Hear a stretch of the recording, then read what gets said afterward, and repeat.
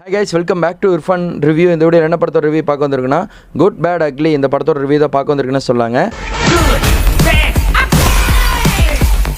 Good bad ugly படம் எப்படி இருக்குன்னு சொல்லி கேட்டிங்கன்னா, படம் வந்து ஒரு சம்பவம் பண்ணியிருக்காருன்னு சொல்லாங்க ஆதிக் ரவிச்சந்திரன் அவர்.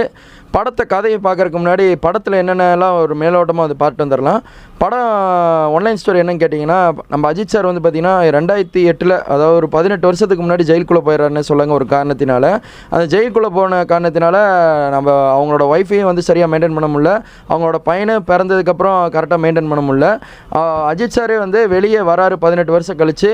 அவர் வெளியே வந்த உடனே அவருக்கு ஒரு நல்ல ஒரு அதாவது சர்ப்ரைஸ் இருக்கிற இடத்துல வந்து பார்த்திங்கன்னா ஒரு சோகமான விஷயம் ஒன்று நடக்குது.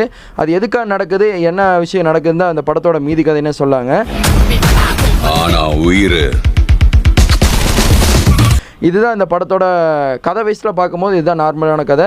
அஜித் சார் வந்து ஃபேமிலியை பார்த்துக்க மாட்டேங்கிறார், நம்ம த்ரிஷாவையும் அவங்களோட சன்னையும் பார்த்துக்க மாட்டேங்கிறாரு.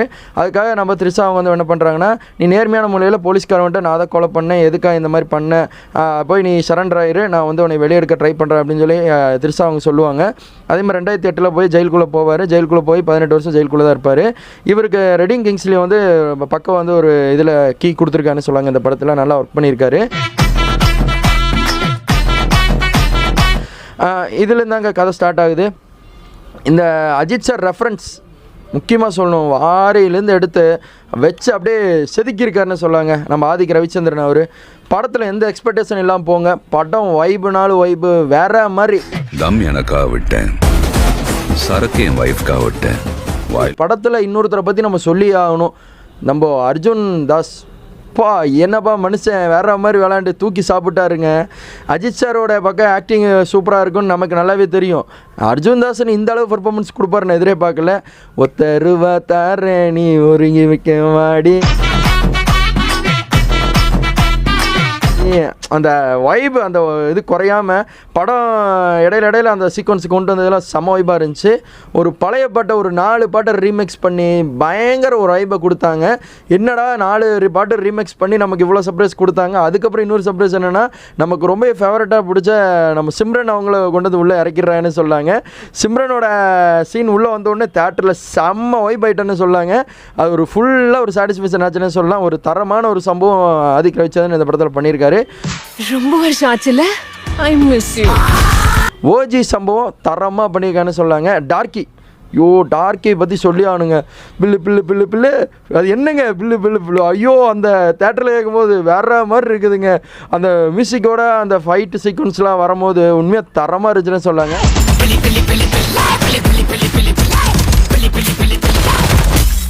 அலுமா டோலுமா சல்லக்கடி மாலுமா தேச்சை கல்லிஜுன்னு விட்டா சாலும், அது அந்த பாட்டு வரும்போது அந்த சீக்வன்ஸ் ஜெயிலுக்குள்ளே சண்டை நடக்கும். இந்த மாதிரி சீக்வன்ஸ்லாம் வச்சுருக்காங்க.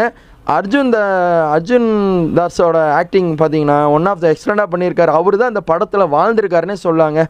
உண்மையாக எந்த எக்ஸ்பெக்டேஷன்லாம் போங்க, ஃபுல் என்ஜாய்மெண்ட் தான் உங்களுக்கு. என்டர்டெயின்மெண்ட்டுக்கு பஞ்சமே இருக்காது. படத்தில் எல்லாருமே நல்லாவே ஸ்கோர் பண்ணியிருக்காங்க. அர்ஜுன் தாஸ் மட்டும் 100க்கு 150% ஸ்கோர் பண்ணியிருக்காரு தாங்க சொல்லணும். நான் தாண்டா உனக்கு வில்லை. எதுக்காக நான் அப்படி சொல்கிறேன்னு படத்தை பார்த்து நீங்கள் தெரிஞ்சுக்கோங்க.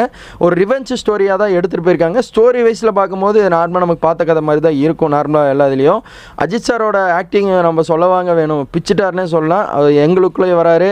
எல்லா படத்தோட ரெஃபரன்ஸ் தான் சொன்ன மாதிரி ஆளுமா டோலுமா ஆரம்பித்து வாரி பழைய படத்துலேருந்து எல்லாத்தையும் கொண்டு வந்துட்டாங்க. உண்மையாக பக்கவாக இருந்துச்சுன்னு சொல்லாங்க. எந்த எக்ஸ்பெக்டேஷன்லாம் போங்க, படம் பார்த்துட்டு எப்படி இருக்கோ கமெண்டில் சொல்லுங்கள். நான் படம் பார்த்துட்டு வந்துட்டேன். நான் படம் பார்த்த ஃபீல் எப்படி இருந்துச்சுன்னு சொல்லி கேட்டிங்கன்னா, நான் வந்து பார்த்தீங்கன்னா அந்த யூடியூபர்ஸு இன்ஸ்டாகிராம்ஸ் எல்லாம் இப்போது செலிபிரிட்டிஸ்லாம் இருப்பாங்க பாருங்கள், அவங்க கூட தான் உட்காந்து நான் படம் பார்த்தேன். அதான் அருணாலயா சினிமாஸ் இப்போ ஓப்பன் பண்ணிக்காம பாருங்கள் பல்லடத்தில், அங்கே தான் வந்து நான் போய் படம் பார்த்தேன்னே சொல்லாங்க. சவுண்ட் வைஸில் பிச்சு எரிஞ்சிருச்சுன்னு சொல்லாங்க. படம் சூப்பராக இருந்துச்சு, சவுண்டு சூப்பராக இருந்துச்சு. ஓஜி சம்பவம் இல்லைங்க, படமே சம்பவம் பண்ணியிருக்காரு. மியூசிக்லேயே படத்தை வாழ்ந்த வச்சுருக்காருன்னு சொல்லாங்க ஜிவி அவங்க. கை இருக்கும் கால் இருக்கும். எனக்கு தெரிஞ்சு ஆதிக் ரவிச்சந்திரன் பயங்கரமாக வேலை வாங்கிட்டாருன்னு எனக்கு தோணுது. பக்காவான அவுட்புட் வந்திருக்குங்க. ஒத்தரவா தரம் தான் இன்னும் மண்டக்குள்ளே ஓடிட்டே இருக்குது. அது எத்தனை டைம் கேட்டாலும் வைப்பு குறைய மாட்டேங்குது. எங்களுக்கு படம் முடிஞ்சதுக்கப்புறமா அந்த சாங்கை போட்டு டான்ஸ் ஆட விட்டாங்க. அது ஒரு வைப்பாக இருந்துச்சுன்னு சொல்லாங்க. கண்டிப்பாக குட் பேட் அக்லி படத்தை பாருங்க. இந்த படத்துக்கு நான் கொடுக்குற ஸ்டார் எவ்வளோ கேட்டிங்கன்னா 10க்கு கண்டிப்பாக 8.5 ஸ்டார் கொடுப்பேங்க. என்னோட ரிவ்யூ பிடிச்சா லைக் பண்ணுங்கள், ஷேர் பண்ணுங்கள், கமெண்ட் பண்ணுங்கள், ஃப்ரெண்ட்ஸுக்கு அதிகமாக ஷேர் பண்ணி விடுங்க. இணையத்தில் போகிற அப்டேட் மூவி அப்டேட்லாம் தெரிஞ்சுங்க. சப்ஸ்கிரைப் பண்ணுங்கள் இர்ஃபான் ரிவ்யூ சேனலில் மூவி அப்டேட் பார்க்குறக்கு. இர்ஃபான் மீடியா சேனலை சப்ஸ்கிரைப் பண்ணி இருக்கிற எல்லா அப்டேட்டும் ட்ரெண்டிங்கில் போகிறது தெரிஞ்சுக்கோங்க. தேங்க்யூ ஃபார் வாட்சிங் டேஸ். பை.